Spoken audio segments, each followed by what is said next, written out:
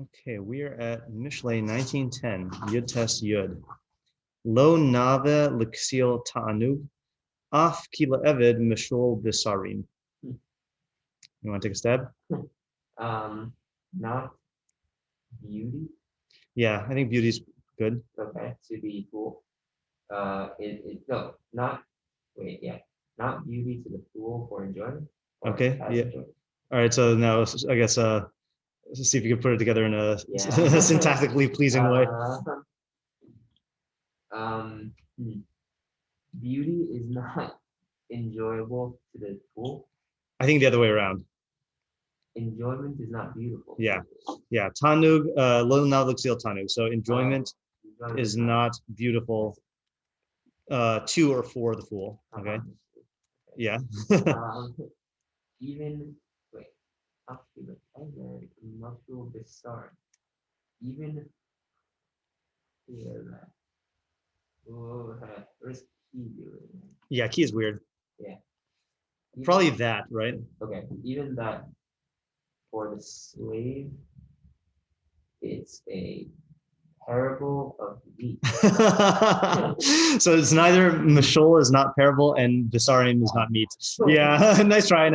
So Mishol is like a moshel, like a ruler, Memshala. Yeah. And then Sar is an officer or a minister. Yeah. So let's I'm actually going to start with just reading English so we can get our orientation here. So our school says, pleasure does not befit a fool. So they say nave in the sense of befitting. Surely, and then in brackets, it is not fitting for a servant to rule over dignitaries. Okay. Living Nach says pleasure is not fitting for a fool, much less that a slave rule over princes. Alter says unfit for the fool is pleasure, even more for a slave to rule princes. Okay. I think there's a nuance lost by not translating it as beautiful. But maybe I'm just. I think so also. Yeah. I mean, it does mean. I mean, like you see the Metzudas David here says. Nave means na'eh v'yafeh. So he seems to be saying it's like beautiful, right? But we also say like we use the term na'eh to mean appropriate for also, you know, so you're right. It means appropriate for, but it has this like implication of beauty. Yes, let's see how we translate it. Enjoyment is not beautiful for the fool. Off. So the off is also like ambiguous here, right? Does it mean so we had in the three translations I read, surely, much less, and even more. So let's stick with that for now. Okay. Even more, kila eved, mishol basarim, for a servant to rule over sarim. What were the three translations of dignitaries, princes, or princes? I mean, I always think of a sar as an officer. Yeah. You know, that's my go-to translation. I'm gonna say officer. All right. So Sad Yugon says, Lo nave l'ksil hata'anug. So the enjoyment, I guess, right? He adds a hey to the so the pleasure, the enjoyment is not hard to tell what he means by nave, so we'll just say beautiful, right? For a fool. Kol shekain shelo yehiyeh nave le'eved limshol basarim. Okay, all the more so for it is not beautiful for a servant to rule officers. Yeah. That last one, the second part reminds me of like Plato's whole like the way he like talks about like the psyche of like the intellect like ruling over the instincts and stuff. Could definitely be. If we took it metaphorically. Hello. Hello. We're on 1910. Yeah, I mean, you're not saying that as a no shot. You're just saying it reminiscent. Yeah, I wouldn't be surprised if the Meiri takes an approach like that. We'll find out. Yeah. So Isaac, what we have so far: lo nave l'ksil tanug, af kil even mishol basarim. It is not beautiful. Enjoyment or pleasure is not beautiful for a fool. And beautiful, it can either be beautiful or fitting. Because it's used both ways. Af seems like everyone learns af as koshkain, right? Or even more so for a servant to rule over sarim, over officers. So then Targum Ksuvim says lo yae lasachla finuka. Okay, I think finuka does just mean enjoyment. Af lo la'avda Talat Brav Ravanin. Okay, fine. I think that's just a straight translation. Not even gonna look it up. All right. Yeah. All right. So, what are the questions? Um, First of all, I mean, obviously, what beauty? Yeah. What it is, Yeah. What does na'ave mean? and Tanu, or Yeah. like Sadion seems like it's a specific Tanu, but like Right. what are we talking about? What is the ta'anug in this context? Is it ta'anug in general, or is it some specific ta'anug? Yeah. And also, what's the connection between the two halves? Like, Yeah. totally. Especially what's the Yeah. What is the relationship? yeah. Yeah. So I guess what is the relationship between the two halves as hinging on the off? I smell time. Oh, No, sorry, THY. yeah. Yeah, and it's weird because it's Alice in Wonderland. even through my mask. Smell. Yeah, that was very poetic, unintentionally so.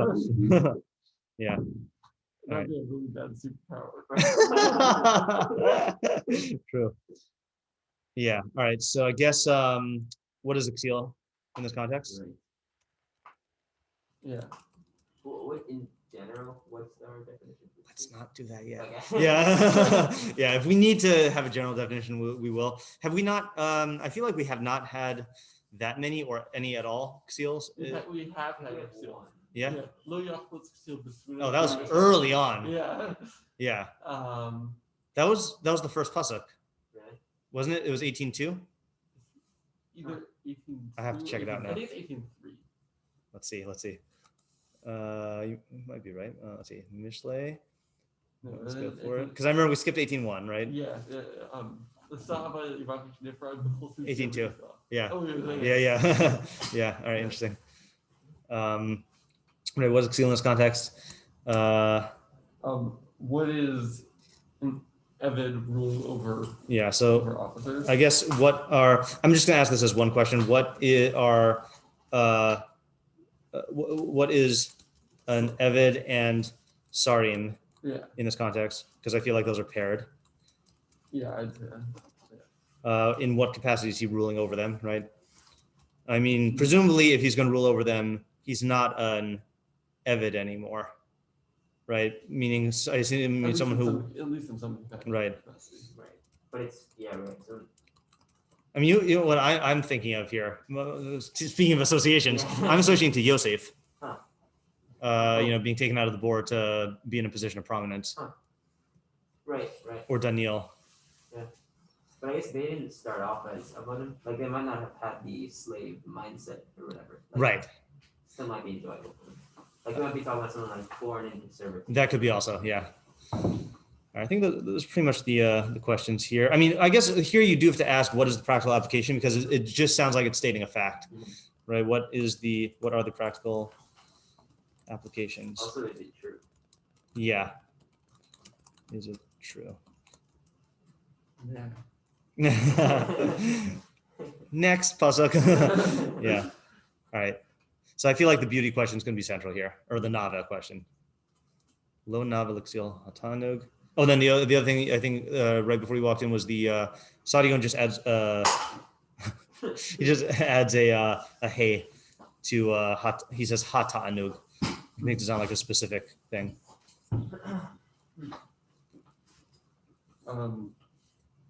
I have an impression about the second half. Okay. Which is, as there are times when an officer or ruler is not doing not able to do their job properly, but they have capable servants who are in charge of handling everything. Right. And it's good in the sense that things get done, but it's not good in terms of the officer. Optics. Yeah, that's what I thought you were gonna say. Yeah, the ruler himself is not able to, or the officer is not able to actually do what he's supposed to. Yeah. Yeah, that's a good. That's good. I think that's a good assumption here. So Eved and Sarim then are not literally a slave and officers. It means basically someone who's in a very, very low position on the totem pole, in the hierarchy, and someone who's in a higher position. Yeah, it is interesting. He says limshol bisarin. So it's like what you're describing. Kind of sounds like when he's stepping in to fulfill a sar's job. This is first of all multiple sarim, and this is him ruling over them, which could be implicit in the idea you're saying, but like it does seem to be like he's. I mean, it kind of reminds me of our Tehillim that we did in Hallel of like someone who used to be in the trash heap and is now like sitting among Nadivim, nobles, but he's even ruling over them. Mhm. So then the question now is, what is going to be the comparison between that kind of scenario and the enjoyment for the fool? Right. Is the Eved the fool? Oh, I guess that's another question. I assumed not, since it's comparing the two. Right. I'm saying is that it seems like, yeah. Okay. Well, no, not that they're exactly the same. But Yeah. Like the Eved is in some capacity it's like some kind of thing like that. Well, the capacity that is suggested by the pasuk, especially according to Sadigon. I mean, I think Sadigon's when he adds the word nava into the second half, I think that's clear. I think you have to say that, right? So it's the Eved will be viewed in the same way. The Eved ruling over the Sarim will be viewed in the same way as the Ksil having enjoyment. Okay. But whether there's an actual similarity, I don't see any reason to posit that. Okay. Meaning just they're similar in terms of the na'aveh, the low na'aveh. Yeah. It doesn't look good. Yeah. Doesn't look good. Right. Yeah, the more I think about it, the more the two halves of the pasuk seem totally unconnected. Yeah. Because like in the second half, there's like a relationship and like a command structure, and like the first half just isn't that. Yeah. I'm curious, when you said, "Is this true?" What did you have in mind when you said that? Oh, the Eved part. The Eved part. Like Okay. I guess I was reading it as like the Eved won't enjoy ruling over emotion. Sorry. Interesting. Yeah, maybe that was a bad reading. Yeah, I mean, I don't know if it's And bad. Also does the seal not enjoy it? That's but I guess maybe I was reading. I mean, I guess this is going to depend kind of on what you mean by nava. But if nava does mean like the Metzudas Yafeh, yeah. So then I think the big truth problem in the pasuk. I mean, I definitely see it in the second way. Like people were going to look at that, in a negative way if the Eved is ruling over Sarim. But like that, in other words, that part's true. But then people do, when you have we don't know what Ksil is yet, but when you have seems like in this culture, there are a lot of Ksilim who live a very pleasure-oriented lifestyle that people do like admire or fantasize about or look to in a positive way. Yeah, that's like two halves there. Yeah, right. Right.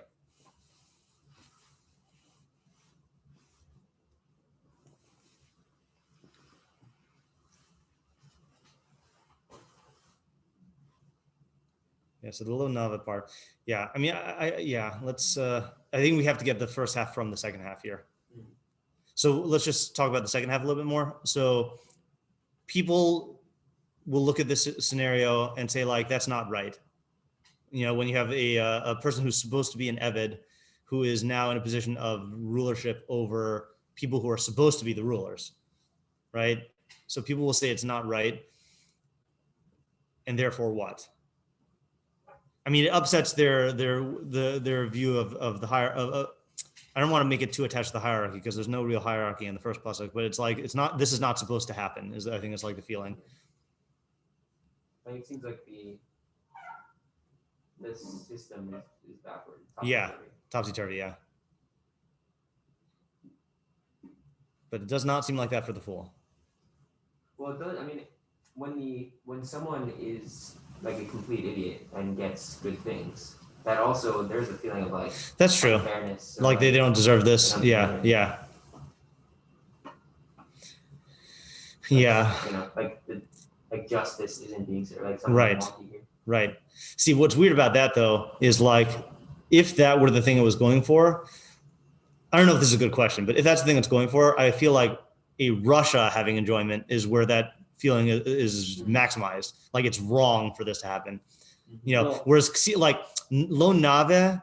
So maybe I'm actually doing this wrong for the understanding it wrong for the Evid thing. Maybe it's not injustice. Yeah. It's like this is an ugly situation in some ways. You know, I think that's the Like uncomfortable. I guess it's like. yeah. I'll tell you an interesting example of this. I would just say about that. Yeah.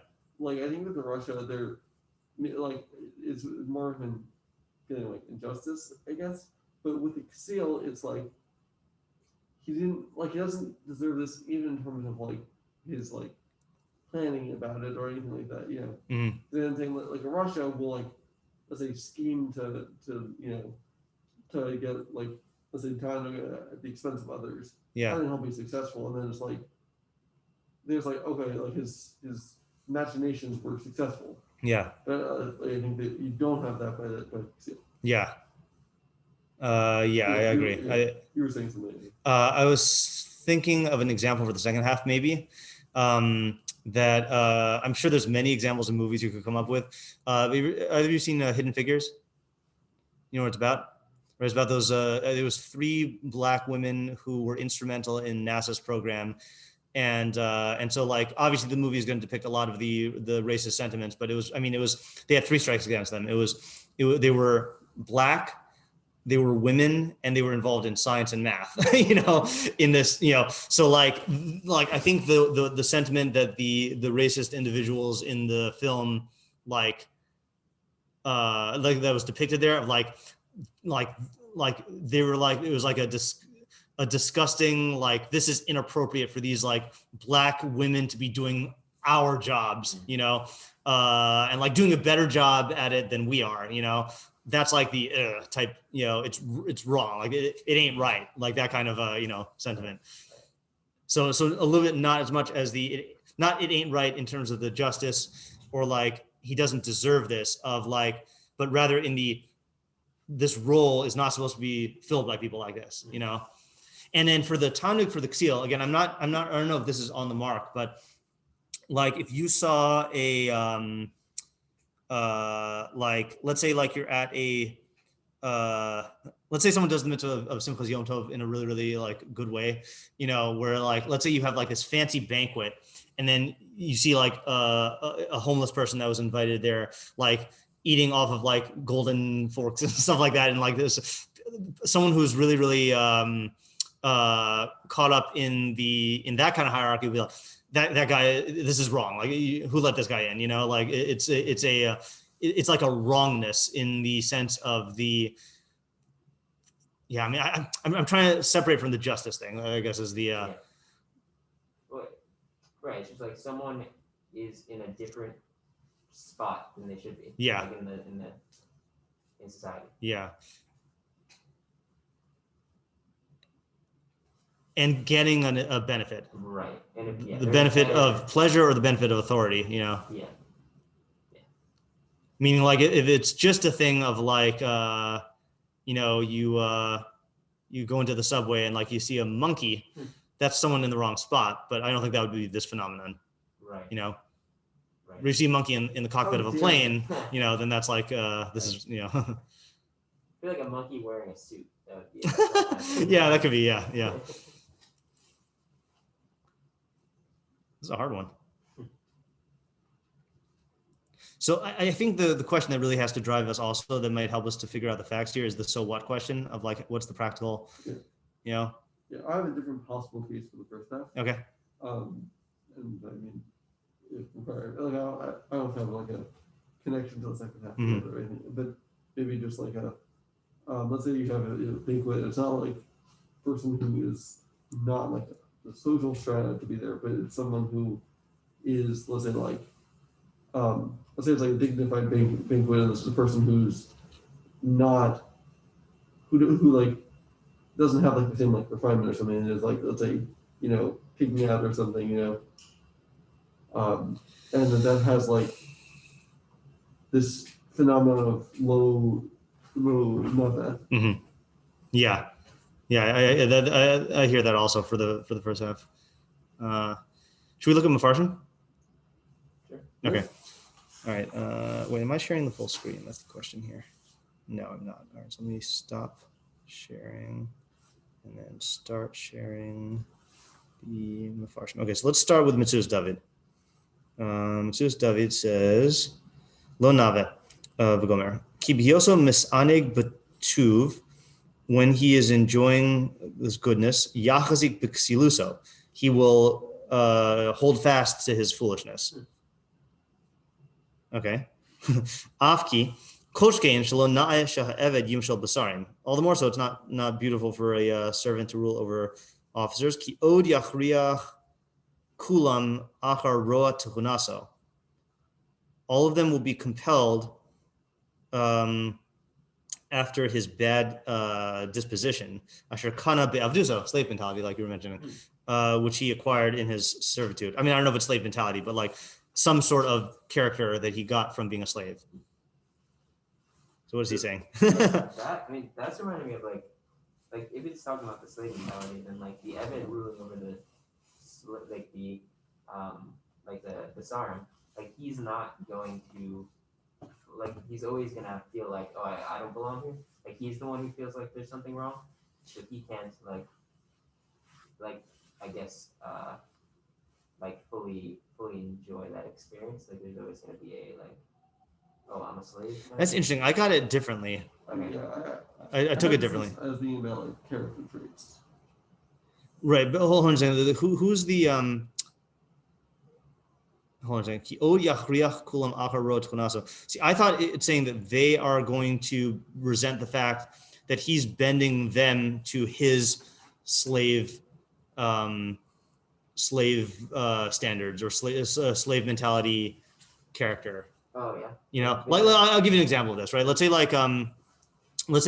someone who is a slave is put into a position of authority, and then he starts like dishing out roles that people have to do, and like he's a slave, so he's used to just doing whatever job is given to him.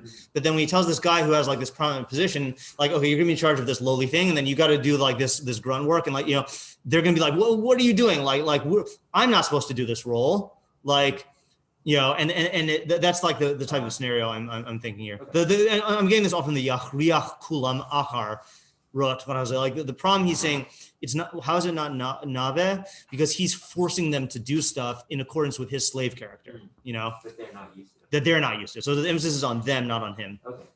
Yeah. Not that yours is not a good shot, but I don't think that's what Mishlei is saying. Yeah. Right. So then what does that have to do with the ksil?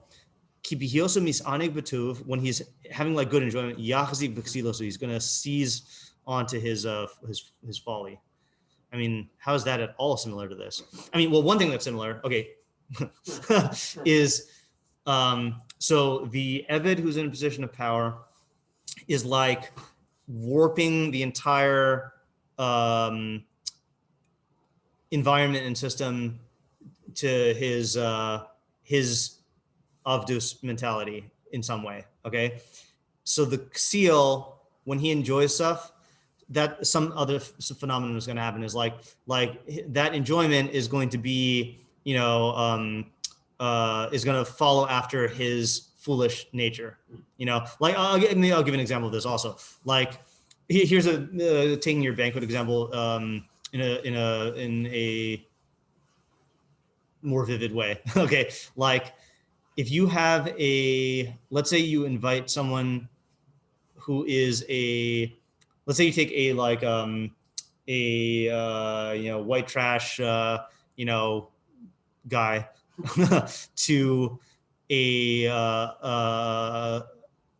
gourmet Scotch tasting event, and he just like pounds shots the way that like someone would in a bar, you know, and like that's not what you're supposed to do, you know, like you're like he has this way of relating to pleasure that when he's steeped in pleasure, that's just going to get more exacerbated. It's just going to get stronger, you know? So that's the example. Yeah. The problem is that I see how the second half affects others. This one is just like, okay, fine. So like this fool is making an idiot. This idiot's making a fool out of himself, you know? So like, who cares? Let's do a little bit more of a survey and just see if we can find any other approaches or anyone who's going to help with this. Let's go to the Rabbeinu Yonah next. Lo nave l'ksil tanduk. Okay, so enjoyments were given to a person to maintain his body. And to govern his health, and to expand his mind. I assume that means like in a Yishuv Hadas type way, I think, meaning your mind is troubled when your body is not, your mind can't operate at peak capacity when your body is not taken care of. But when your body is taken care of, that lets your mind like maximize its capacities. Yeah, there you go. Because thinking and learning Chachma requires expansive mindness. There's got to be a better word in English for expansive mind. And Chazal also say, they say also these are for Chacham. Dira na'iv, isha na'iv, v'kelim na'im, ki yarchivu das ha'adam. So that a beautiful house, a beautiful wife, and beautiful like furnishings, they expand the mind of man. Look at the footnote here. I don't know if this is going to help. Brachos nun zayin amad beis urei Shabbos chavhei amad beis nasisi tova. Amar Rabbi Yirmiyah zo beis hamerchatz. Amar Rabbi Yochanan zo rechitas yadayim raglayim b'chamin. Rabbi Yitzchak nafcha amar zo mita na'iv v'kelim na'im she'aleha. Rabbi Abba Amar Mita Mutsas V'isha Mikushetas L'Tamid Chachamim. So basically, all these things that like Tamid Chachamim, these things are good for them, like beautiful and high quality stuff. Okay, why? Ki Archivu Das Adam, because they expand a person's mind. V'nachon V'roi, it is good and proper. Ki Tihi Ezos Kavanas Ha'adam U'Ritzona Min HaTanugim. It's good for a person to have this as their intention and desire in enjoyments. Okay, meaning not for their own sake, but because it helps your mind. Okay, but the fool intends in these pleasures just to fulfill his lusts. He's also drawn after them, his physicality. He's drawn after them in being drawn after physicality. And he distances himself through them from the rational soul, the soul of wisdom. That's what happened to Klal Yisrael, right? Is that they became fat and they kicked. Lest you eat and be satisfied, and your heart becomes hot and you forget Hashem. And the fool will come to resemble animals in his involvement in pleasures. Because animal soul also eats and drinks. Okay, let's read the next part and then we'll put it together. All the more so, it's not fitting for an Eved to rule over officers. Kavod is even more precious than enjoyments.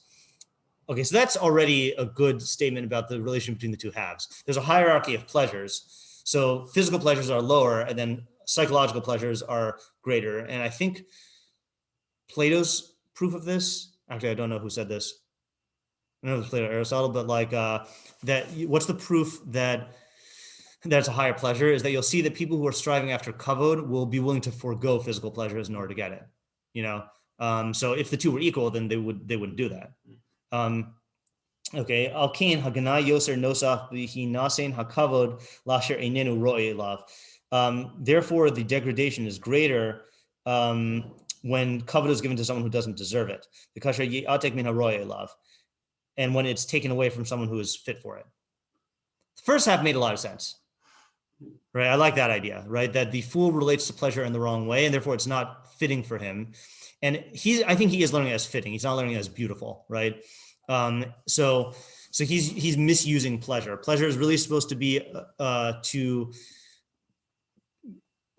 equip your psyche in a way where it can be maximally involved in chachma. So for Talmidei Chachamim, that's great. But the Ksiel, it's going to not only not do that, but it's going to take him away from involvement in Chachma.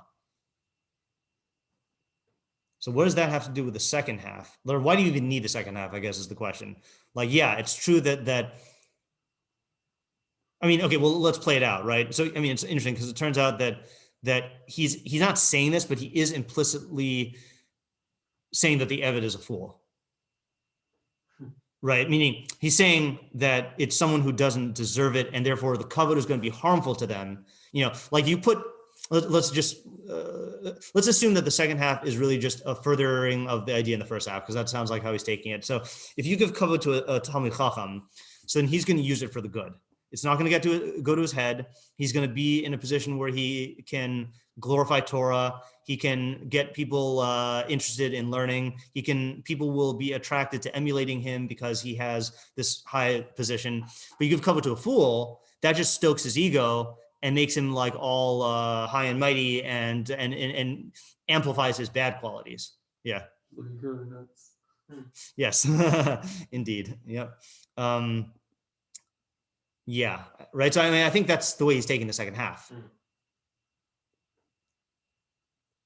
In other words, he's not saying giving kavod to an eved, to any eved, is bad. He's saying giving kavod to someone who is not worthy of the kavod, in the sense that he described in the first half, that they're going to misuse it. It's going to feed their bad qualities. Yeah. Yeah. So, Eved and Sarim in this context is, we're saying it's not literally an Eved, but it's someone who, is fit. Eved means like someone who's like fitting to be an Eved. I was learning it as someone who, it's a good question. I think I was learning it as someone who's just on the opposite end of the kavod spectrum. Yeah. Who's a fool. Yeah. Yeah. I'm saying his proper status is that. Yeah. Let's just look at, he gives a second interpretation. Let's just see if it's a completely different one or if it's related. If you talk in the Farish, lo nav l'ksil tanug, it's possible to explain the first half as saying, ki hachnasa nefesh ru'uya l'ksil, that subduing the soul is fitting for a fool. Lahachnia oso, in other words, it's fitting for the fool to subdue his nefesh, lahashbil oso v'gavaso, and to lower himself and his ego. The haya hatanug l'ksil hefech min haroilo, and so and that being the case, enjoyment for the fool is the opposite of what is fitting for him. Af ki ila eved mishol b'sarim ki yesh b'davar hefech Mishnah? Does that say Mishnah? Because there is in the matter the opposite of, I don't know. Ki hashiflus royal eved v'hakavod l'sarim. And because lowliness is befitting for an eved and kavod for the sarim. Okay, I don't know what he's saying there. So according to the Rabbeinu Yonah's first parish, who is this for? I mean, is this for someone who's in a position to dole out pleasure and kavod and saying like, don't give it to the wrong person? Because certainly not for the ksil. He's totally not going to listen to this. He's going to want tanug, I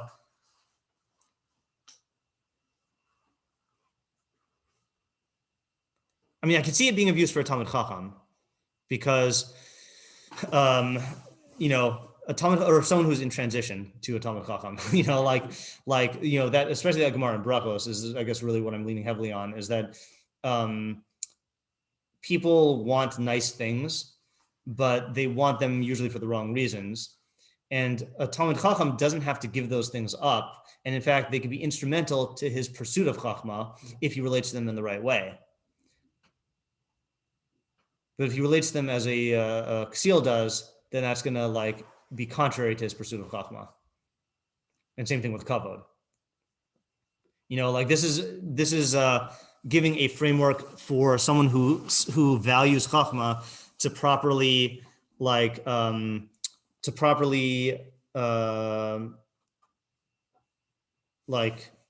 moderate their desires for, not moderate, that's the wrong word, but whatever, their desires, govern their desires for pleasures and kavods, this can be good for you in your pursuit of chachma, but not if you relate to it like a ksil. Right. That's my best guess as to who the audience is. And can you just elaborate on how this is a Mishlei idea?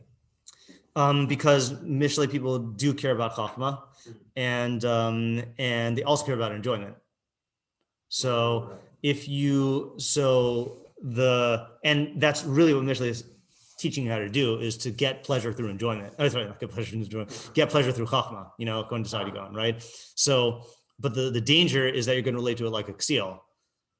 In other words, this could serve your Mishlaic development if you realize that, like, in order to have my nefesh chachama functioning at peak capacity, then I need a certain harchavas das. I need a certain like psychological equilibrium where like I can, have clothing that are not tattered, and I can have like food that's not sushi, and then that will actually help me to become a better chacham, Right. which I want to do for Mishlaic reasons, Because it will lead to further, like to other enjoyments. Yeah, it's a what do they call it, a virtuous cycle, right? The more, if you're relating to Chachma properly, then the more enjoyment you get, the better. I shouldn't say the more. Your pursuit of enjoyment will fuel your pursuit of Chachma, which will then allow you to get more enjoyments, which will then fuel your pursuit of Chachma, and then that's good. But if you relate to it like a ksil does, you're going to have a downward spiral, and it's going to break your attachment to Chachma. So it's something you have to be cautious about. Okay, but the end goal is the end goal Chachma itself, or I don't think in Mishlei. I don't think it's Chachma Right. itself. Mishlei is not so into Chachma itself. It's Chachma as a means to pleasure. Okay. So this is just how do you relate to Chachma better so that you can get more Yeah. stuff. Yeah. Okay, good. Cool. And I could see this being a trap that Chacham could fall into, because you use your Chachma and then you get enjoyment. And if you're relating to the enjoyment as an end, then you're not going to be vigilant about how it impacts your relationship to Chachma going forward. It's going to be like a reward. Even though it is an end, the way we're talking about. But this enjoyment is not an end. Just The life of enjoyment is an end. But this enjoyment, if you let this get to your head, will then, like, let's take something that people have that's enjoyment and kavod, right? Like a luxury car or something like that, So like, it's very easy for them to get, like, I use my chachma to like make this money to get this car. Now, if you just bask in that glory, and then you start to feel, well, I'm better because I have kavod, or I'm better because like I'm enjoying. So then that, like, now you're relating to that reward as like the end. But if you say, well, having a luxury car feels good, it makes me happy, but like, how am I going to use this to further my involvement in a life of chachma and a life of like maximizing enjoyment? Like that's a different orientation towards the thing. It's not the end of the road.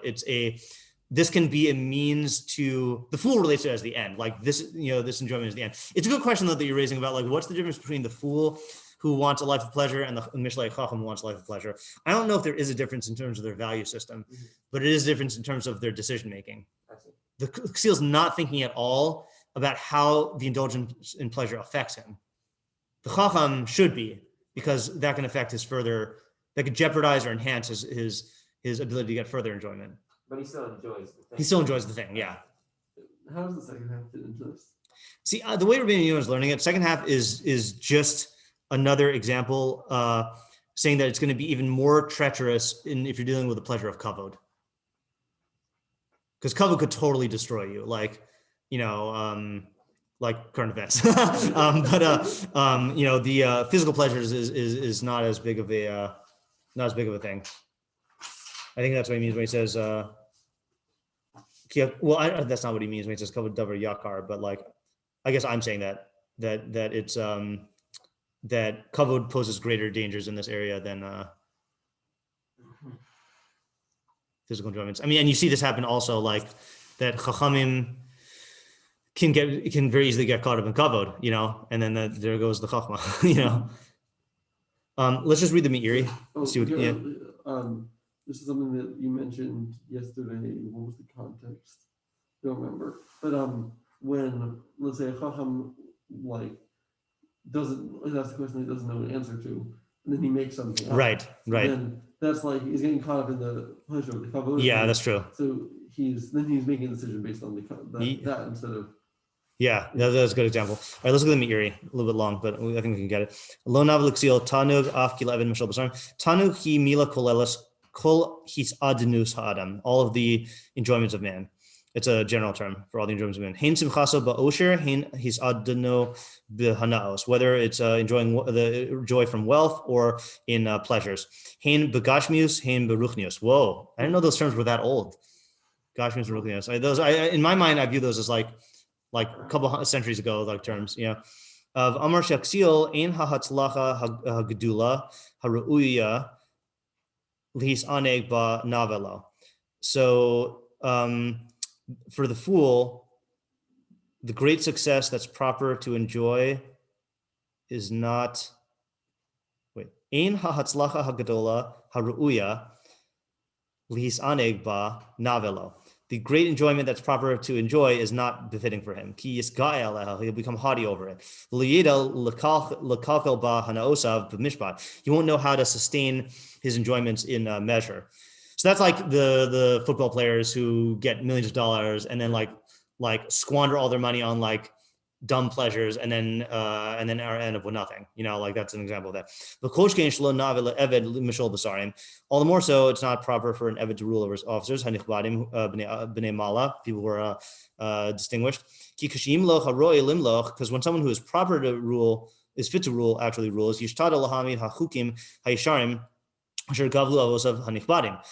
seek to uphold the upright principles that his forefathers established. But when the Eved rules, it's going to be the opposite. All of his intent is going to be to like break down, I don't know if it means issues, yisodos, the foundations of the conventions of the kingship. And to lower those who are high and to raise those who are low, like him. Hashpala hagba v'hagvoa hishpil. Right. So that's like current